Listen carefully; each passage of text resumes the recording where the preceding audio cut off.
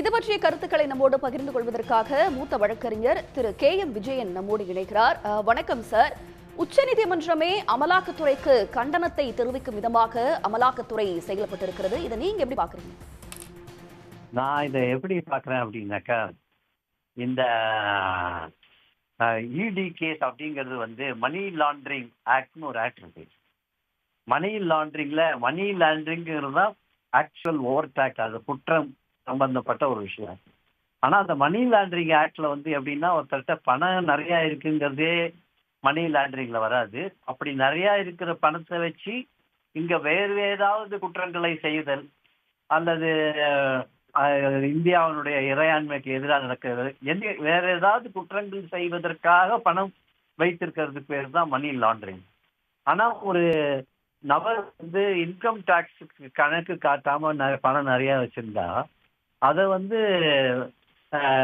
பரிசீலனைக்கு எடுத்துக்கிட்டு அதுக்கு குற்றம் சாட்டுவது என்பது இன்கம் டாக்ஸ் சட்டத்துக்கு தான் பண்ணணும். இதே மாதிரி ஒரு அரசு ஊழியர் பணம் தன்னுடைய வருமானத்துக்கு அதிகமா பணம் வச்சிருந்தா, வருமானத்துக்கு அதிகமா இருக்கிற பணத்தை அசெட்ஸ் டிஸ்ப்ரப்போர்ஷனேட் இன்கம்ங்கிற காரணத்துல தான் அது வரும். அதனால அதுக்கு ப்ரிவென்ஷன் ஆஃப் கரப்ஷன் ஆக்ட்ல தான் ஆக்ஷன் எடுக்கணும். ஆனா பணம் நிறைய வச்சிருக்கிறாங்க அப்படிங்கிற ஒரு காரணத்தை வச்சு இடி ஆக்ட்ல போட்டு தொந்தரவு பண்றதுங்கிறது, அதுல இப்ப சமீபத்துல உண்மையான ஒரு ஜோக் என்ன அப்படின்னாக்க, சிவகார்த்திகேயனோ இல்ல இவரோ சிம்புவோ இந்த மாதிரி அதிகமான பணம் வாங்குகின்ற சினிமா நடிகர்கள் பேர்ல இப்ப இடி நோட்டீஸுக்காக முயற்சி பண்ணிட்டு இருக்காங்க. இவங்கெல்லாம் பணம் நிறைய வாங்கியிருக்கலாம் ஒரு இதுல, அதுல அந்த பணத்துல கொஞ்சம் கருப்பு பணமா இருக்கலாம், பணம் காட்டாம இருக்கலாம். அது இடியில வரதுக்கு சான்ஸ் இல்லை. சிவகார்த்திகேயனுக்கோ சிம்புவுக்கோ அந்த பணத்தை எடுத்துட்டு போய் இந்தியாவில் வேற ஒரு கழகம் இதுக்கான நோக்கமும் கிடையாது, அது இல்லவே இல்லை. அது வெறும் இன்கம் டாக்ஸ் சட்டத்தை ஒன்றுதான் வயலேட் பண்ணிருக்கிற விஷயம். ஆனா இதனால இப்படி என்ன காரணம்னாக்க, இடி ஆக்ட்ல இந்த ப்ரொசீஜரல் லால உள்ள விசாரணைன்னு வச்சுக்கிட்டே அந்த விசாரணையை ட்ரையல் நடத்தி முடிச்சு கன்விக்ஷன் பண்ணாம வெறும் விசாரணையே பண்ணிட்டு இருக்கிறாங்க. ஒரு 100 கேஸ் இடி ஆக்ட்ல ப்ரொசீட் பண்ணாக்க 2 கேஸ் கூட ட்ரையல்ல முடிஞ்சு பனிஷ்மெண்ட்ல வரல. அதனால இது ஒரு சட்டத்தின் ஆட்சியில முறைகேடாக சட்டத்தை உபயோகிக்கிற மற்றும் ஒரு அங்கமாக தான் பார்க்கப்படுகிறது. சாதாரண மனுஷனே அப்படித்தான் நினைக்கிறாங்க. அதனால உச்ச நீதிமன்றமும் அது போல நினைப்பது தவறு ஏதும் இல்லை என்பது கருத்து.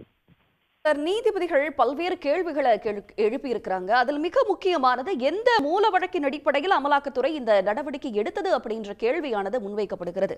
சோ இந்த அமலாக்கத்துறையோட இந்த செயல்பாடு நீங்க எப்படி பாக்குறீங்க? இதுக்குதான் நான் உங்களுக்கு சொன்னேன். நான் என்கிட்ட பணம் இப்ப இடி ஆக்ட்ல எடுக்கும் பொழுது அது இன்கம் டாக்ஸ் ஆக்ட் சார்ந்ததா இருக்கலாம், அல்லது அரசு ஊழியரா இருந்தாக்க ப்ரிவென்ஷன் ஆஃப் கரப்ஷன் ஆக்ட் சார்ந்ததா இருக்கலாம். அது மாதிரி பணம் வச்சிருக்கிறதுல வேற எந்த சட்டம் இருந்திருந்தாலும் எல்லாத்தையும் இடிக்கு கீழே கொண்டு வரதுக்கு எந்த காரணமும் இல்லை. இடிக்கு கீழே ஒரு விஷயத்தை கொண்டு வரணும்னா மணி லாண்டரிங்க ரொம்ப கரெக்டா பொருந்தணும்.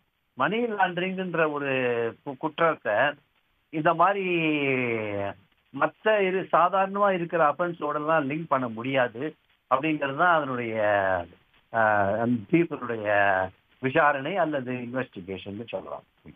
உடனுக்குடன் செய்திகளை தெரிந்து கொள்ள சன் நியூஸ் பெல் ஐகானை கிளிக் பண்ணுங்க.